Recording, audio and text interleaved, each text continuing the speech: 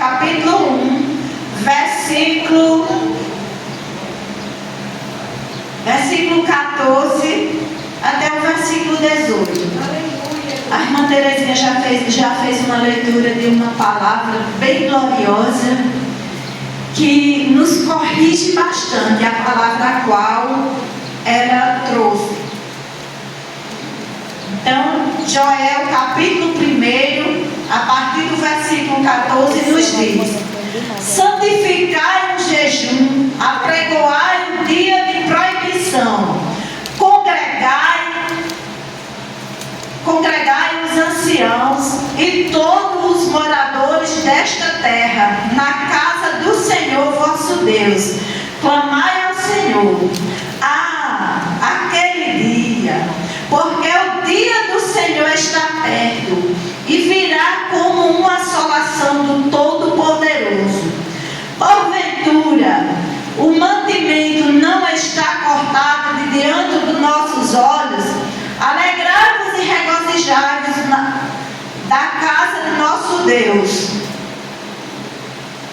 A semente apodreceu debaixo dos seus torrões, os ceneiros foram assolados. Confusas, porque não tem pasto. Também os rebanhos de ovelhas são destruídos. Igreja do Senhor Jesus, nós sabemos que o povo de Israel entraram no Egito, mas precisamente a convite para serem bem cuidados. Foram morar ali aproximadamente 70 vidas, na terra de Gósen, a melhor terra do Egito. Mas se vai José, e se vai também aquele faraó do tempo de José, assim eles começam a ser escravizados, pois o faraó que agora estava não conhecia José. Mas Deus, com braço forte, tirou aquele povo do Egito e colocou em uma terra boa, em uma terra fértil, em uma terra onde mana leite e mel. Glória a Deus. Muito fértil a terra. E o povo de Deus estava ali plantando, porque naquela geração o povo vivia da pecuária, ou pecuarista, pescadores ou agricultores, trabalhando forçadamente, explorando a terra para ter o seu mantimento de cada dia. Mas Deus mandava a chuva, e o povo enriqueceram de uma forma tamanha, e eles iam sempre às 10 horas ao templo do Senhor adorar a Ele e agradecer a Ele por tudo que Ele estava fazendo. E eles levavam para o templo o cereal e levava também o azeite. Glória seja dada ao nome de Jesus. E na viração da tarde eles levavam também o vinho. Não podia faltar, porque era o culto da animação, ou o culto onde eles sacrificavam os sacrifícios a Deus, faziam os seus holocaustos ali. E Deus mandava a chuva, e eles continuavam lucrando. O interessante é que o povo enriquecia como? Só na pecuarista, só na agronomia, é porque eles lucravam e cresciam os ceneiros, e tinha também as vacas, as ovelhas, os camelos, para vender a carne das vacas, também o algodão para vender para... Como é que chama, gente? Agora eu esqueci, tá? Alfaiataria, como é o nome? Isso mesmo. Até selagem, isso. E vendia também a lã das ovelhas. E assim o povo tinha fruteiras, e o povo enriquecia de verdade. Louvado seja o nome do Senhor. Mas o que é que acontece? O povo, quando estavam ricos, derrubaram os seus celeiros e irrigaram, e o Senhor agora começou a observar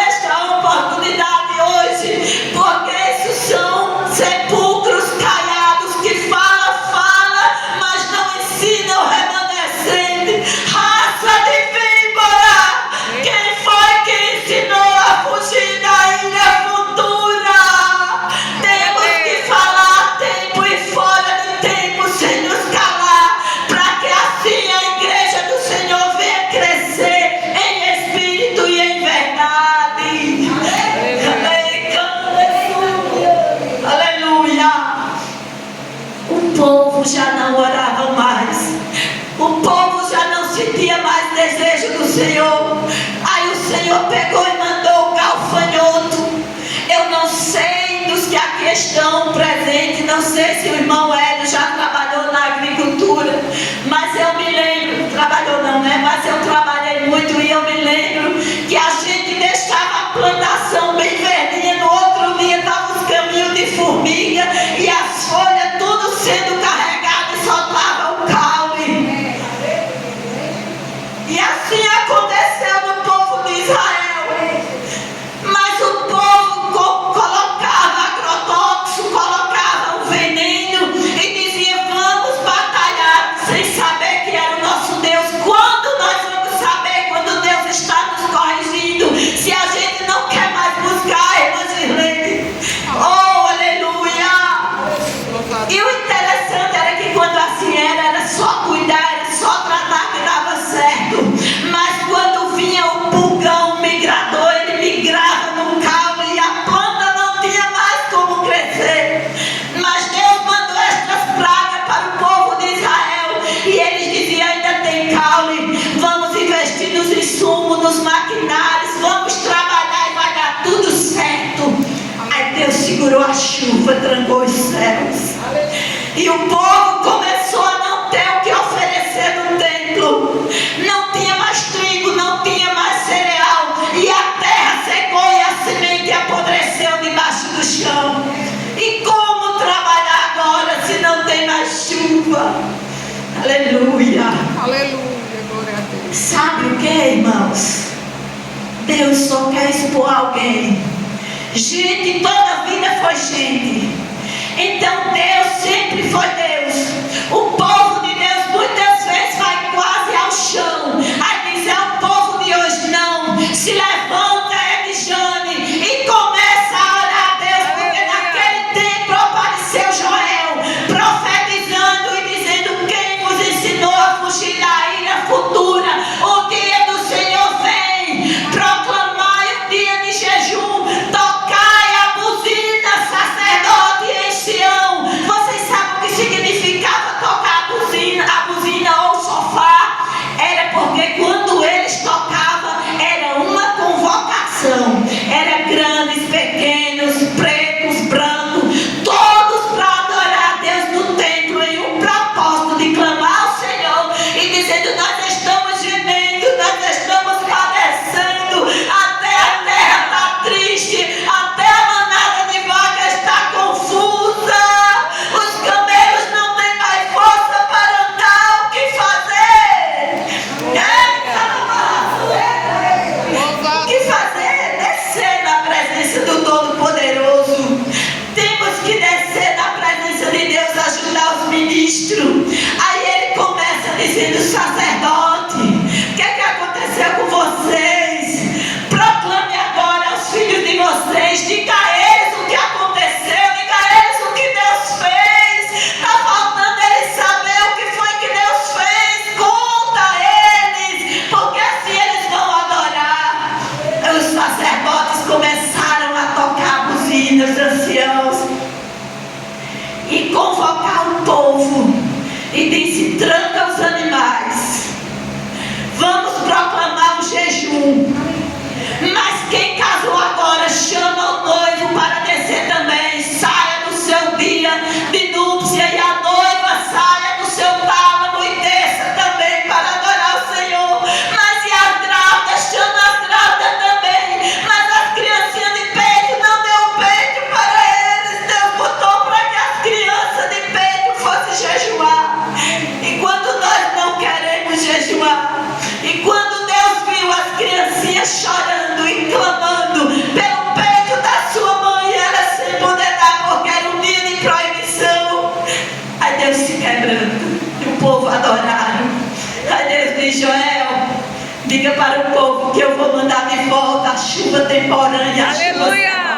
Eu vou abençoar outra vez. Eu vou fazer de novo. O nosso Deus, Ele faz, porque Ele é fiel. O grande dia do Senhor está por vir. Nós somos a igreja do arrebatamento. Nós estamos esperando o arrebatamento do Senhor. Como sem reverência? Como sem adoração? Como sem obediência?